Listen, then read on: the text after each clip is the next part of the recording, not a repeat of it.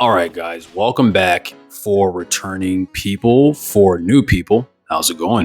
Thanks for clicking on this video. As the title suggests, we're going to rank every main One Piece villain. Full disclosure, when people might see certain villains are not listed here, it's for a specific reason. That reason is there's a major emphasis on the word main villain here. Okay, we're not going to be talking about like secondary and tertiary villains within different arcs and sagas. Anyways, before we start the list, it's also important to note that these are not going to be ranked based on power levels. At least it's not solely going to be based on power levels, because that would be too easy. No, we're gonna rank these antagonists not only just based on their strength, but based on the quality of their characterization as well. How well they're written, how much of a threat they pose to the Straw Hats and their surrounding environment in general, and their overall influence on the One Piece story. Hopefully that gives everyone a clear picture of the criteria that is going to be used here. Before we begin, be sure to leave a like and subscribe for more stuff like this. All right, enough rambling. Here's the list going from worst to best, all main antagonists throughout One Piece.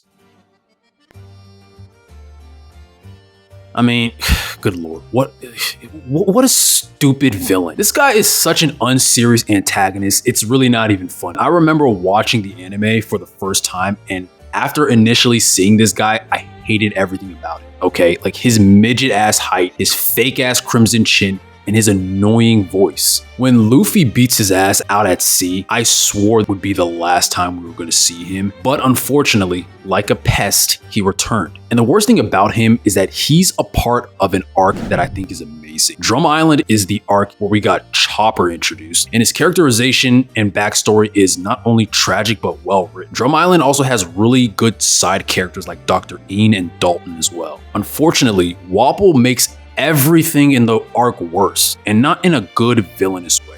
I mean, sure, he's a horrible piece of shit who makes everything worse for the people of Drum Island, such as taking away all the available doctors, but there's not really any motivation or reason for his evil behavior. He's simply evil in the most pathetic way possible for essentially no reason at all. And add to the fact that he has absolutely no menacing qualities about him, like refusing to actually execute most of his heinous requests himself, and instead choosing to use his henchmen to essentially do everything for him, which further showcases his laziness and pathetic nature. Lastly, he poses no real threat to the Straw Hats as a battler, which makes him even more of a boring character whenever he appears on screen. He's like an annoying, unlikable child, and I wish he died at the end of the Drum Island arc. Let's move on. I'm honestly tired of even talking about this guy.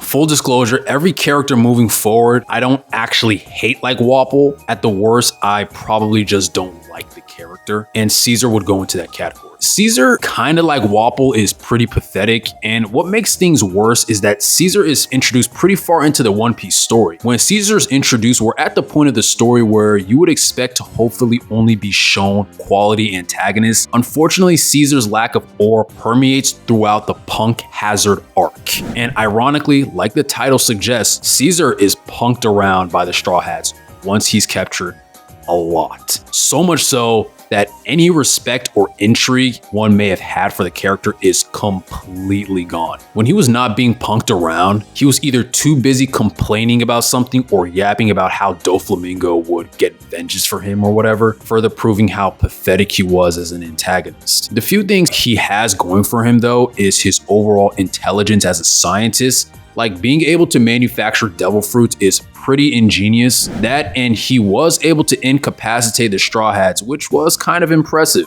I don't know, maybe I'm being a bit too hard on Caesar because he was never really built up to be some kind of major threat to anyone, since he really is just a scientist. I just think as an intelligent character, he should have made more efforts to strategize and eliminate the Straw Hats, maybe being better at analyzing their weaknesses to deduce better ways to take them all out. Unfortunately, we get a whiny gas man who laughs like an ostrich.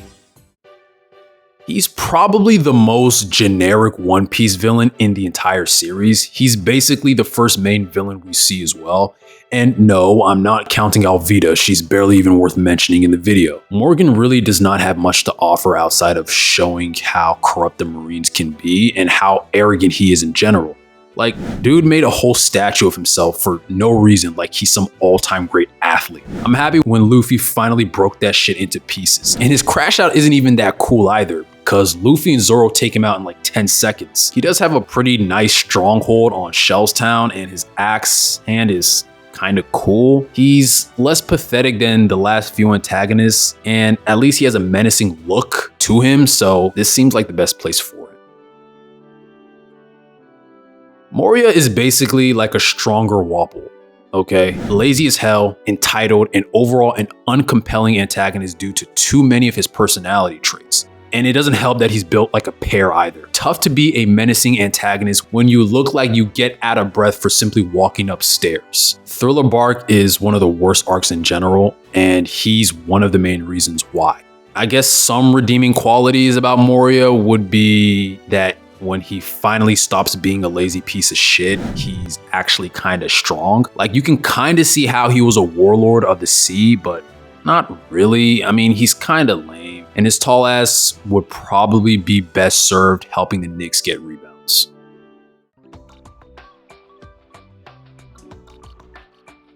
He's the epitome of a discount character. He's Arlong from Timu. Imagine everything compelling about Arlong but watered the hell down, which is kind of ironic because the entire Fishman arc occurs underwater, at least, well, most of it does. This arc occurs right after the time skip, and we all know Luffy is much stronger than him at this point, but the arc goes out of its way to make the events more time consuming than it should be, which is really annoying. Hody literally has to resort to performance enhancement drugs like he's Lance Armstrong to even match up with Luffy, which really doesn't work as time goes on. He's only up here because he's less lame than the rest of the antagonists behind him, and his plan does actually have some meaning behind it. His anger is pretty justified because of the mistreatment of fishmen from the surface-dwelling humans. His plan does have major implications for Fishman Island and for the ancient weapon Poseidon as well. So because of all that, he's here. Plus, the shark fishman design is kind of cool, especially when he goes into this like rage mode. I mean, good lord, he's just Buggy, you know? Maybe the most luckily unlucky character in the entire series. Currently, Buggy is cosplaying as a Yonko, which is absurd he's even been able to stay alive for this much time. The fact that Buggy used to be a member of Gold Roger's ship is actually hilarious. Like, in what way was this goofy fool of an antagonist ever seen as worthy to be a member of that pirate crew? Anyways, why is Buggy this high? Cause he's annoying, yet in a funny and intriguing kind of way, except for when was reintroduced during Impel Down. I hated him being there because he removed any sense of seriousness from that arc. Besides the fact that his devil fruit powers are actually kind of cool and he's an intriguing character sometimes, he is pretty whack overall. His best showing was from Orangetown when he almost killed Zoro, but even then he had to resort to sneaky tactics, which is kind of in line for a pirate, so kind of give it a pass. Luffy barely even had to try to beat him, and he's never really been a real threat to the Straw Hats because he's quite honestly too stupid to be a real threat to anyone that's competent. The live action show actually did a better characterization of Buggy in terms of reinventing his character to be more of a menace, and I honestly wish they kind of went with that in the main canonical manga. But anyways, 13 is good for him. Now, before I talk about him, I just want to preface this by saying every villain from here on out, I actually kind of like as an antagonist. They all offer one trait that I think is executed very well in the story. The first thing about Centaru is that ridiculous bowl cut. Like, dude needs to get rid of that shit immediately. Besides that though, he's actually ridiculously strong. He's one of the main reasons why the Straw Hats went to train during the time skip. I remember going through Sabaody for the first time and being so interested because I literally had no idea how the Straw Hats were gonna get through this alive. Sentomaru and Kizaru had simply outclassed every member of the crew to the point that Luffy was completely helpless, maybe more so than at any other point during the series. Luffy's level of shock and despair was unlike anything we had seen up to that point in time. And this was in part caused by the fantastic showcasing that Sentomaru had versus the Straw Hats. He kind of reminds me of Randall from Recess, probably because of that nasally voice and the snitchy vibe he gives off, but overall, he's okay.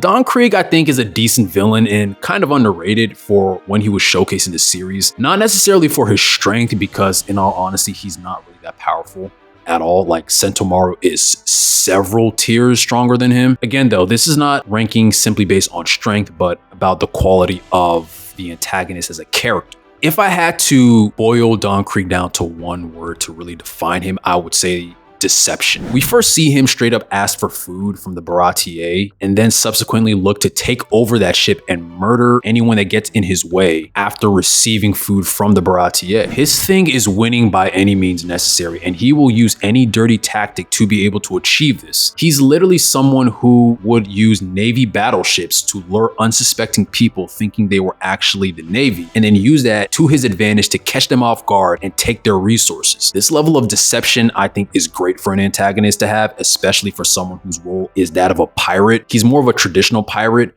from the destroy and pillage sense, but he's a good villain because of what he's able to do, unlike any of the villains prior. He challenges Luffy by simply existing. Don Krieg believes through deception and using tools, he can essentially fake his way to strength and use a facade of strength that would help him rise through the ranks in the pirate world. This gives us an opportunity to see for the first time Luffy get his resolve and willpower tested by someone who actually made it to the Grand Line. His dream to become the Pirate King gets challenged, and Luffy more than rises to the challenge. Their battle represents that strong enough willpower can break through any facade. He's pretty tactical as well, quickly realizing that Luffy is a close combat devil fruit user made of rubber. He creates distance between them, knowing the water would be Luffy's doom. He realizes that brute physical attacks won't hurt Luffy, so he pivots to chemical-based weaponry, as well as sharp-edged ones to expose other weaknesses, showcasing he's smarter than many people give him credit for.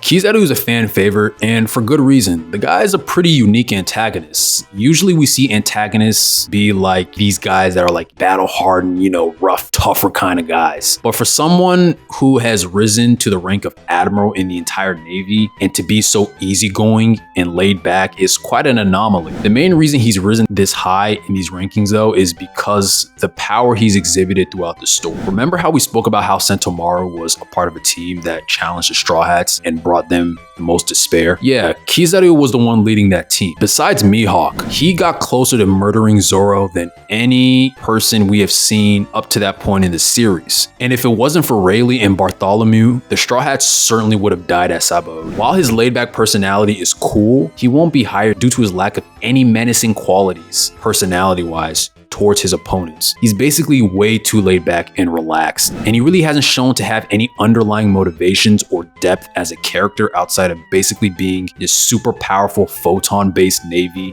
employee that does, what the Navy wants him to do. Enel is an interesting case here. He's one of the most disappointing antagonists, but that's mainly because of the great build-up Skypiea had and the subsequent poor execution of the payoff once the Straw Hats got to Skypiea. When you introduce a character as a literal deity who lives amongst the clouds, but he's actually just a guy with electric devil fruit powers, you're asking for readers to be disappointed. Despite that though, and the fact that Luffy was literally the worst person for him to face, as his rubber-like body would not be affected by lightning, Enel does a pretty good job in pivoting to find a weakness in Luffy's powers by using his susceptibility to sharp objects and high temperatures of heat. He believes to be an actual deity whose goal is divine domination and setting things to its natural order. He sees the inhabitants of Skypiea as unnaturally residing in this cloud environment and looks to send them back to where he thinks they belong, at the ground with the rest of humanity, many of whom would die in the process, but he has no regard for their life, as he sees them as less than. Luffy's defiance of a false deity is also symbolic of the will of D and how those people are traditionally seen as defiant of the world government. He's a good villain who could have been a great one if executed better, though he's beyond arrogant and full of himself and kind of overly emotional as well. So I think this is a good place for him. This guy is basically a better written Don Krieg. Similar to Krieg, his entire thing is centered around deception, but he's much more of a strategist than Krieg ever was. Plus, he's an actual quality combatant as well. The guy essentially played a facade for several years, all for the plan of his endgame of retiring from pirate life as a rich man. He purposely faked his death to start this plan. The writing of Serb Village is great mainly because of him. He saw his tactical mind as the ultimate asset and his colleague pirates as disposable tools meant to be used for his strategies. This type of mindset would obviously make him a perfect contrast to Luffy, who believes in camaraderie and people choosing to work together and help one another out of their free will. The key word is choosing. This is why Luffy oftentimes will refuse to interfere and help other people unless he hears that they actually want his help. Kudo is kind of the opposite of Luffy, as well as Luffy isn't the sharpest tool in the shed either. This makes for a quality dialogue between them, as their ideologies as pirate captains conflict massively with each other. His finger swords are also a pretty good weapon to expose Luffy's rubber-like body as well. Overall though, because he's a pretty small-scale antagonist who ultimately wants to be left alone and leave the pirate life, limits his overall impact and effect on the story, as well as how much he actually matches up with other antagonists, simply because the ones above him have a much greater effect to the overall plot. The evil secret agent of the world government and the twist that Rob Luchi was an actual world government assassin shows how committed he is to his duties. The leader of CP9 was as cold and cutthroat as you would expect, as he was responsible for countless atrocities ordered by the world government. What really makes Luchi such a great antagonist is his dedication to essentially being the best cipher pole agent in the world government's history. Amassing many murders even at an extremely young age, he was one of the best the government had to offer. So Luffy's defeat of him really placed Luffy on the world stage as a high-level infamous pirate that warranted a high-level bounty. Not many antagonists ever pushed Luffy to his limits like Luchi, as Luffy could not even move after their duel. It's not simply how menacing and cutthroat he is though, it's also how calculated and demanding he is. He took the role as an undercover agent, pretending to be a Gali Law shipwright for several years to gather important information, and had his entire crew follow him to a T. This same crew, who in complete alignment executed their tasks from his leadership without any hesitation. The only downside as to why he's not higher is because he's basically a drone of the world government. Not saying every other member of this list is not a world government employee.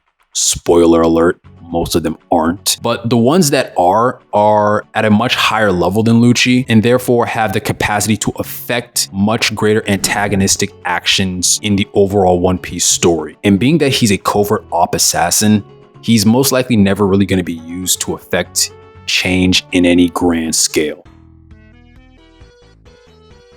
He's such an intriguing villain because of what he represents as an antagonist. He's the apex example of the ongoing conflict between fishmen and human beings, and he uses this to execute further pain and suffering amongst human beings, but he does this with a mix of careful strategic planning and vicious implementation. He's a liar, manipulator, and as cold-hearted as you would expect, willing to commit murder and atrocities without a second thought. He subjected an entire town under his rule and forced them under an ultimatum of either providing him monthly payments to his crew, otherwise he would commit mass murder to every civilian of this town. And he doesn't take any chance to allow rebellion. He is quick to snuff it out, to find out any potential rebellion, and he's also quick to use people as an exemplified public murder to make sure the population lives without any hope whatsoever. He's ruled over this specific town for years, but his strategies and overall plans weren't just limited to this town though. His plan was to conquer the entirety of the Blue Sea and continuously move up the ranks in terms of status and power. Clearly wanted fishmen to become the dominant force in the world and would stop at nothing to achieve these goals.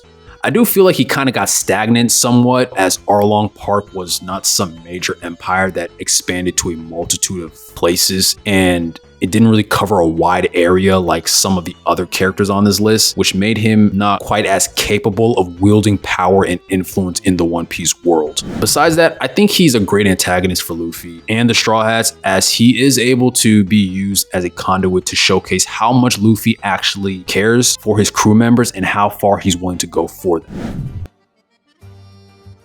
Crocodile is such a classy and cool villain. He's more of a mobster than Capone Beige, whatever. And that's saying a lot since Capone Beige, or Capone Beige, however the hell you say his name, how he's literally based on the most infamous mobster Al Capone. He's one of the most calculated and strategic antagonists in the series. The plan for Alabasta was strategized for quite some time. A plan that required him to be meticulous and patient while he cunningly manipulated the people of Alabasta to behaving in the way that he wanted for his benefit. He not only manipulated the regular everyday people, but the rebel forces as well to an all-out war. If it was not for the Straw Hats, Vivi's entire nation of Alabasta would have been taken completely over by Crocodile, and countless of people would have died. And speaking of the captain of the Straw Hats, it took Luffy 2 chances to even beat Crocodile. As Luffy was lucky Crocodile even left him to die. He really could have just murdered Luffy right then and there, and that would have been it for anime's version of Mr. Fantastic. And since we're talking about anime here,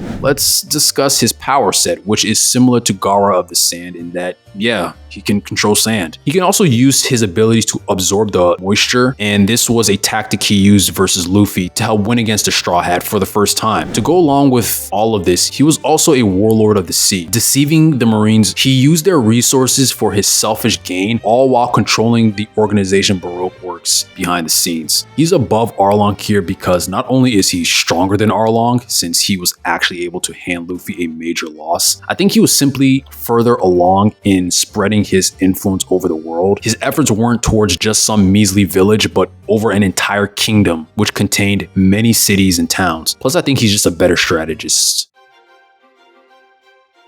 This might surprise many people, as I would assume many people would probably have him at number 1. And honestly, if he actually lived up to expectations and the hype surrounding him, he certainly would have. The problem is that throughout the entirety of the Wano arc, Kaido simply does too many things to take away from him being the best antagonist in One Piece. First of all, he's suicidal, and I don't exactly think it was ever clearly explained why he was suicidal, but all information points to the fact that the reason was similar to the Spider-Man 2 depiction of Kraven the Hunter and Raven from the Jedi Survivor video games, in the sense that these guys were all these old, battle-hardened warriors who were kind of tired of life and saw no befitting challenges or purpose that left them willing to continue to conquer and battle. And because of that, they wanted to die in a blaze of glory. The only difference is that while Kraven and Ravis were actually looking for and hoping to find a worthy adversary, Kaido seemingly didn't care how he died and actively tried to unalive himself. The problem with this though is that it makes Kaido seem kind of stupid. Like, if he's the suicidal guy who has no further goals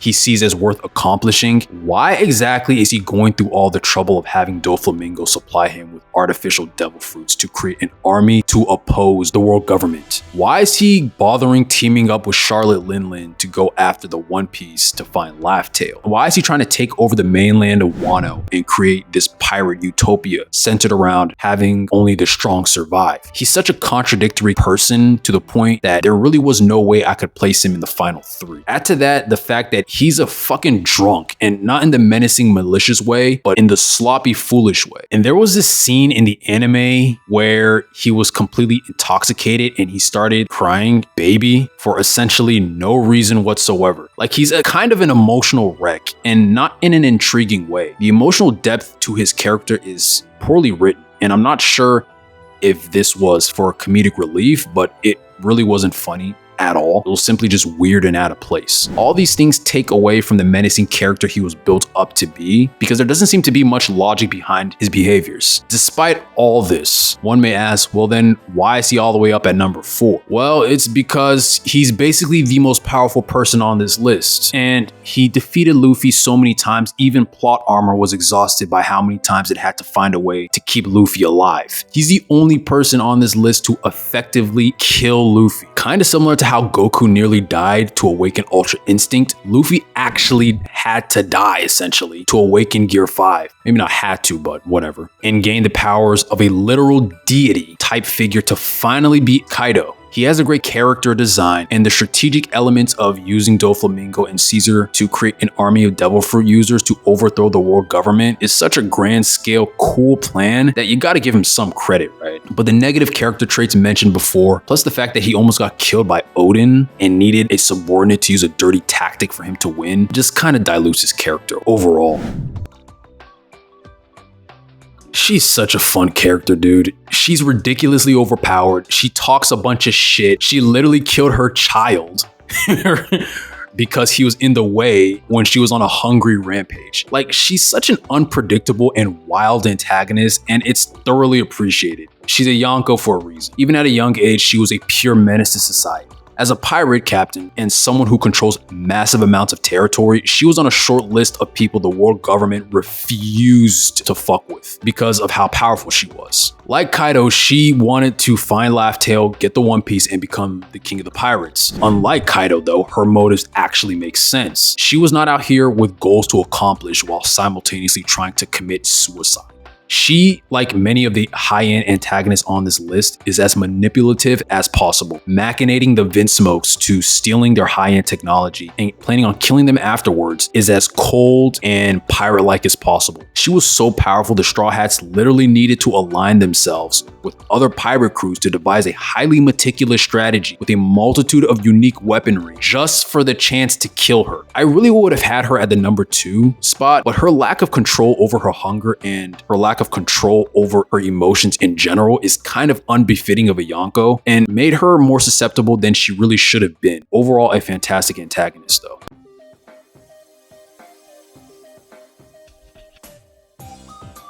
Like I stated beforehand, I really would have had him at number 3 and Charlotte at number 2, but there's a few reasons why I went ahead with the switch. First of all, he's much more emotionally stable and in control than Charlotte is, and doesn't have nearly the susceptibility of hunger outbursts and emotional outbursts as well, which I think makes for a better antagonist. An overall reckless and wild antagonist that can't fully control their emotional behaviors makes them much more susceptible to defeat. The best antagonists usually are great at attacking the protagonist's weaknesses, and finding these weaknesses sometimes requires meticulous planning and attention to detail, which at times Charlotte would not even be capable of doing if she becomes too hungry or emotionally disturbed. The second reason was he single-handedly caused Luffy the most emotional turmoil than any other character in the entire history of One Piece. His murder of Ace threw Luffy into an uncontrollable emotional tornado that seemed like the result would have been Luffy unaliving himself if Jinbei wasn't there to finally calm him down and give him perspective.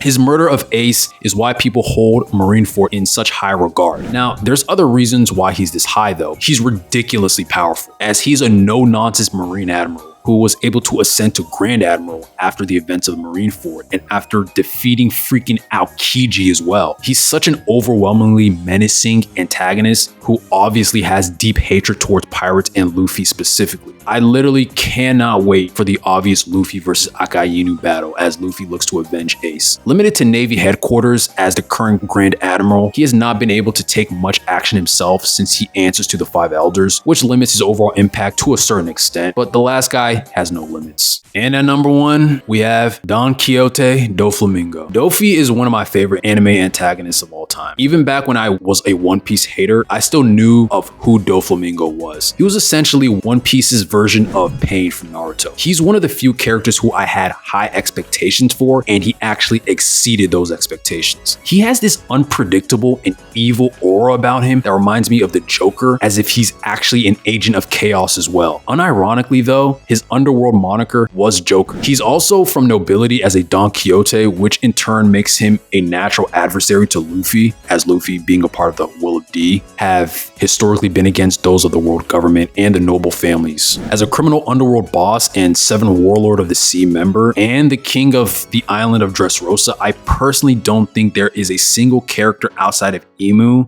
that had more operations going on than Doflamingo. He deceived the entire kingdom of Dressrosa into helping him take over as king. He set the Riku family up as traitors, murderers, to get them removed as royal rulers of Dressrosa. And then he removed all the people who could create dissension as well. That way he could essentially rule as a dictator. And even when he lost the Smile Factory and the truth of his evil was finally showcased to the public, he then trapped the entire kingdom of Dressrosa and quickly turned it into a bounty hunter playground that would result in Dressrosa genocide had the entire population not taken a part in playing his game. Like, is that not the most psychotic and sadistic antagonist in One Piece? With all that said, he has layers to his character as well though. He truly values family, and not necessarily from a traditional sense, but more so for his crew of officers and those above that level as well, as he sees their loyalty and their assistance in helping him as quality traits he values to the point where he accepts them for who they are with all their faults. He's a multifaceted and crazy character and the best antagonist One Piece has to offer. Anyways, let me know what you guys thought of this list. Leave all comments down below. Be sure to leave a like, subscribe. Thanks again for watching. Take care.